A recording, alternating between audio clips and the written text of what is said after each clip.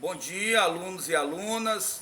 Nossa aula versará hoje sobre um dos mais importantes movimentos nativistas do Brasil colonial, que é considerado como a revolta de Manuel Beckmann, que eclode no Maranhão no final do século XVII, ali pelos idos de 1684. Trata-se de um importante movimento de caráter nativista.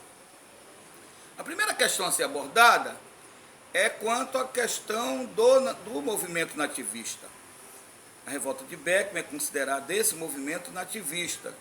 São movimentos regionais, locais, que eclodiram ali no Brasil entre o século XVII e meados do século XVIII, e que são insatisfações diversas contra monopólio, contra a política fiscal escorchante, contra a tentativa de centralização da coroa, contra ações de companhia de comércio.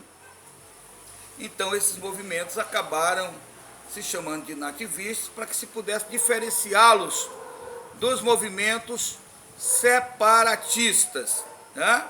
E a revolta de Beckmann está inserida nesse contexto. Entender a revolta de Beckmann é entender, sobretudo, a política mercantilista de Portugal.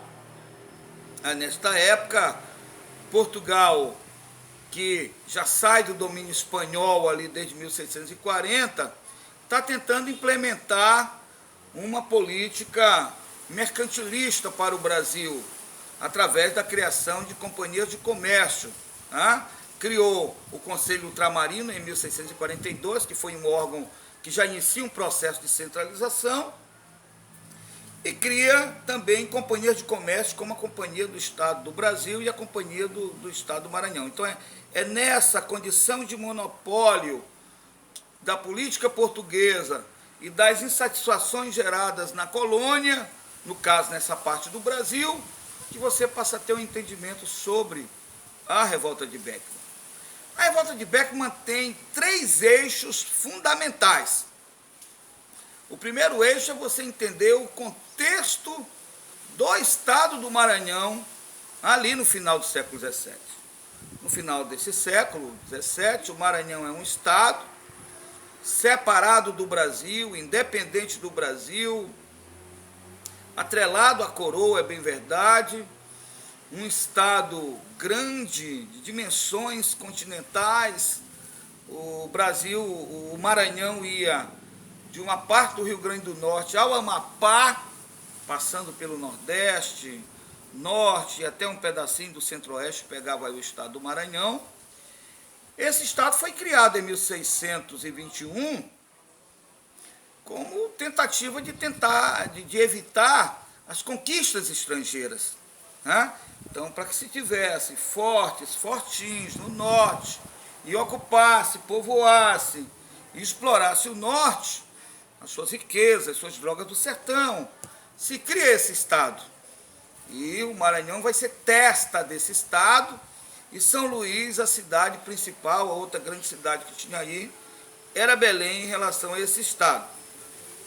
Porém, esse Estado vai apresentar muitas especificidades na sua colonização, no seu povoamento, na sua ocupação. Por exemplo, houve uma disputa entre potências aqui para conquistar o Maranhão, franceses, holandeses, espanhóis, portugueses.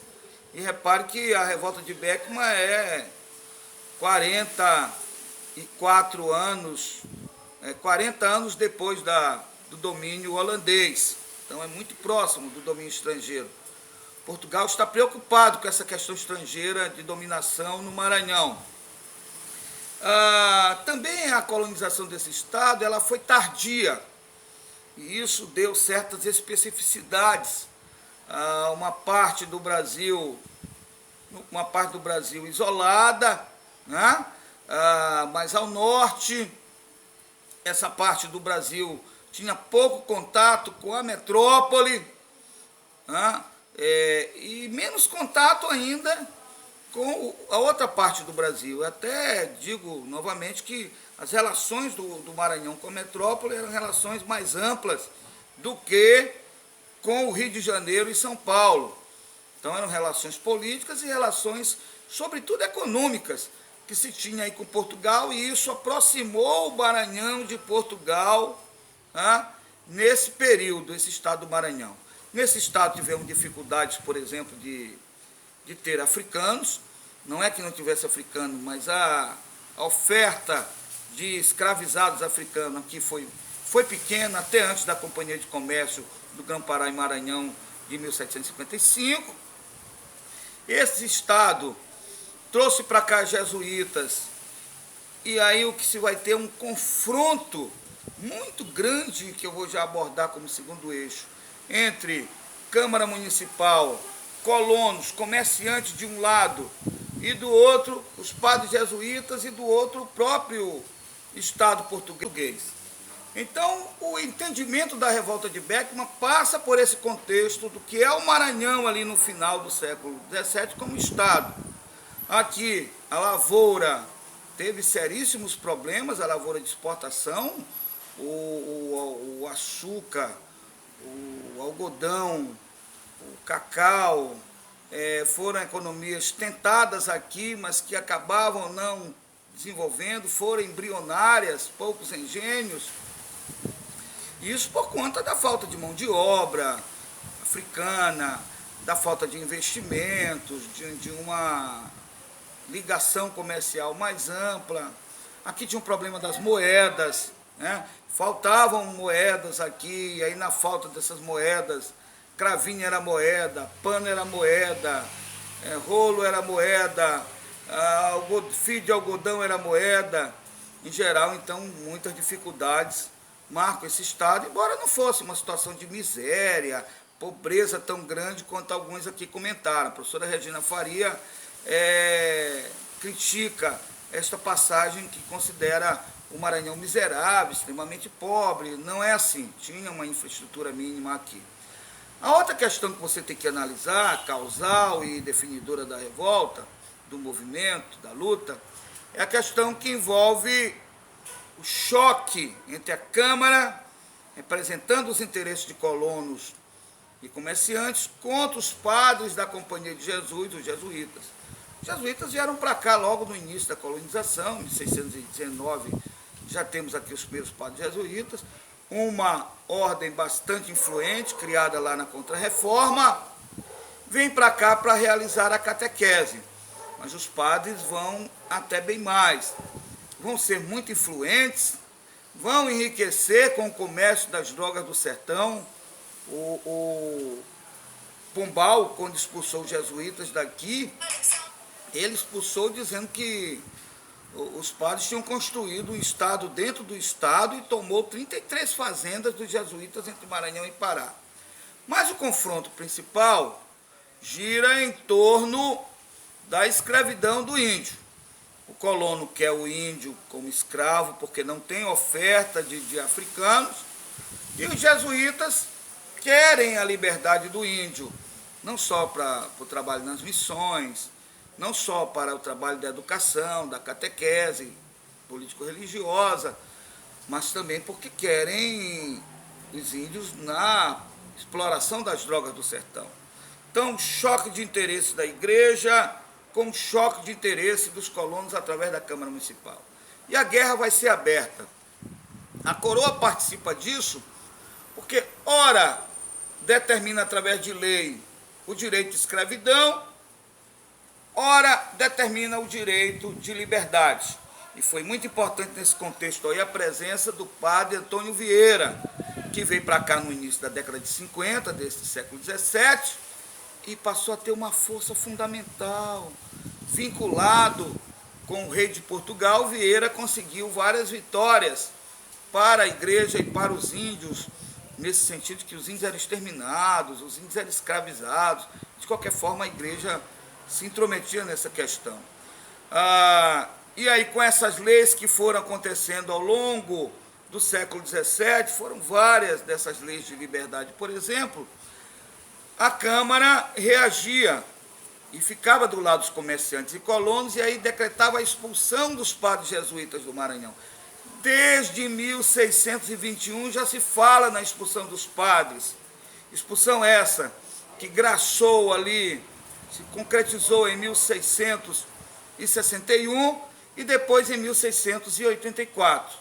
Então, no bojo desta guerra, da revolta de Beckmann, está o conflito aí entre colonos, comerciantes e jesuítas, a questão do monopólio das drogas do sertão, da influência comercial, da influência patrimonial desses jesuítas, mas, por outro lado, o interesse de defender o índio e de não escravizá-lo e, portanto, o índio ser livre. Esse contexto é muito bem analisado. O terceiro aspecto é o estanco. Chamamos de estanco, é uma espécie de monopólio criado a partir da instalação de uma companhia de comércio aqui no Maranhão em 1682, né? E essa companhia, que não é a primeira, já tinha a companhia do Estado do Brasil, de 1641, agora vem para cá uma outra companhia, né? Com capitais públicos e privados, gerenciada por Pascoal Pereira Jansen.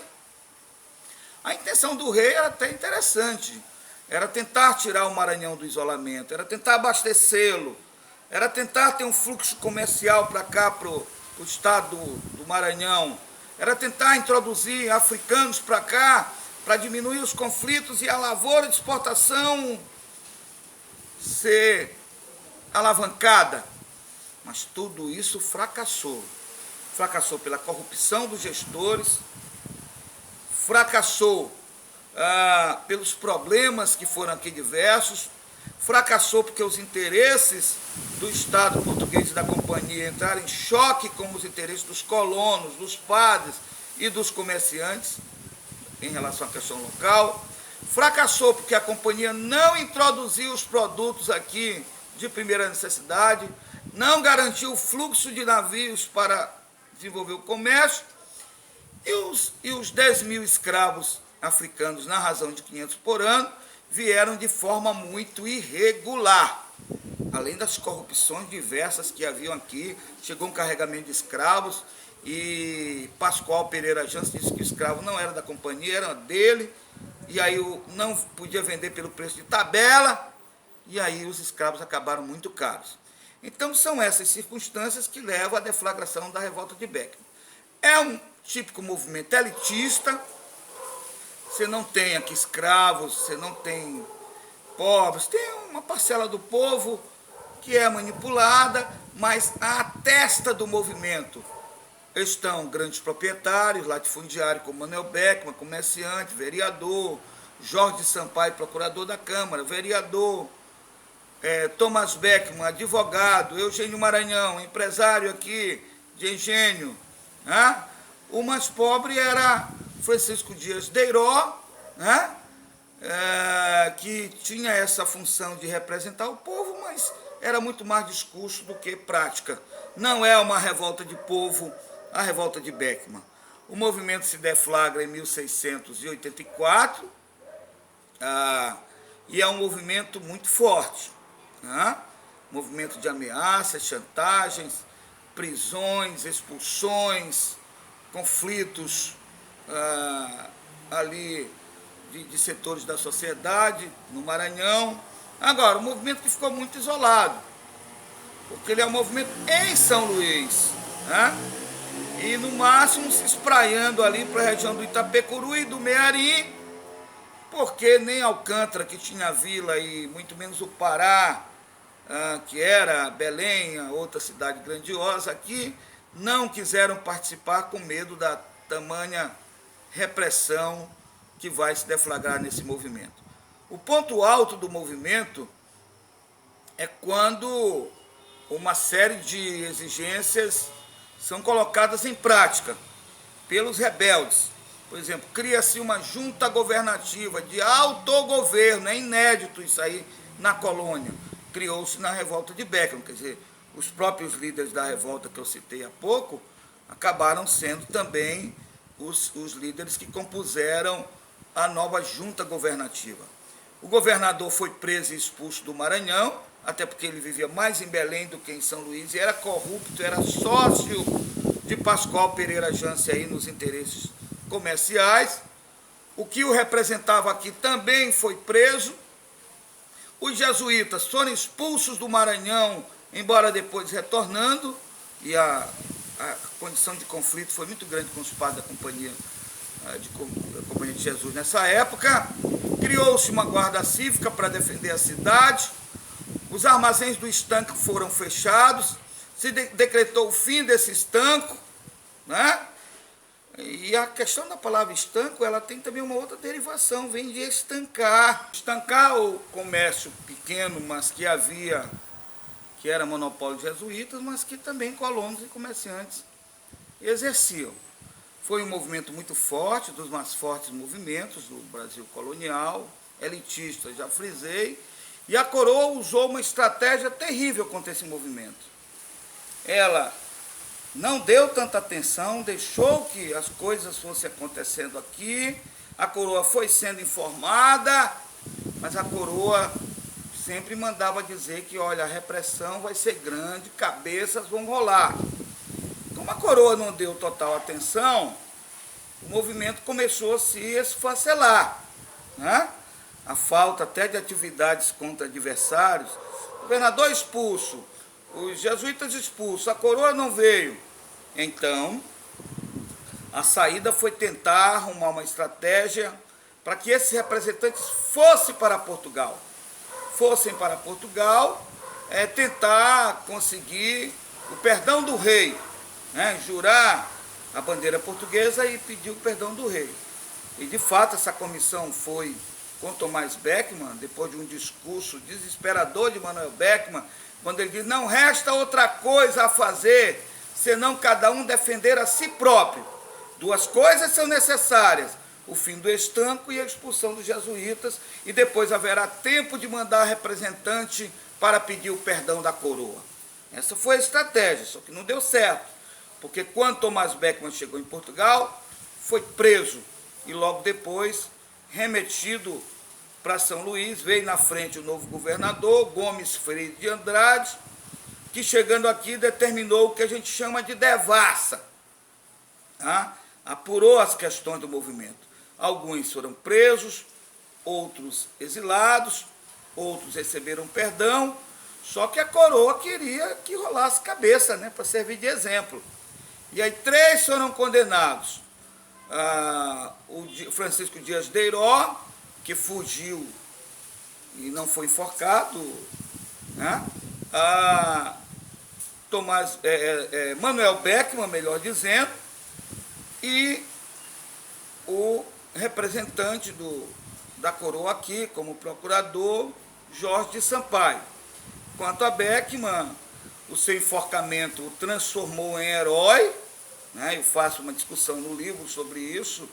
Em relação a Cosme, não tem nada aqui na cidade, não tem até a memória, só o movimento negro resgata. Em relação a Beckmann, você tem Colégio Manuel Beckmann, bairro, apartamentos de casas, você tem município de Beckmann, Escola Manuel Beckmann, e você tem o Palácio da Assembleia Legislativa de milhões e milhões, que é em homenagem a Manuel Beckmann. Lá na entrada ali no Calhau, nos holandeses, você tem o nome em letras de prata, né? Cor de prata, Palácio Manuel Beckmann. Essa foi uma importante revolta da história do Brasil, cai muito, sobretudo na UEMA, essa revolta tem caído, em concursos também você encontrará, pela sua inserção, pela sua importância no contexto da história do Maranhão colonial.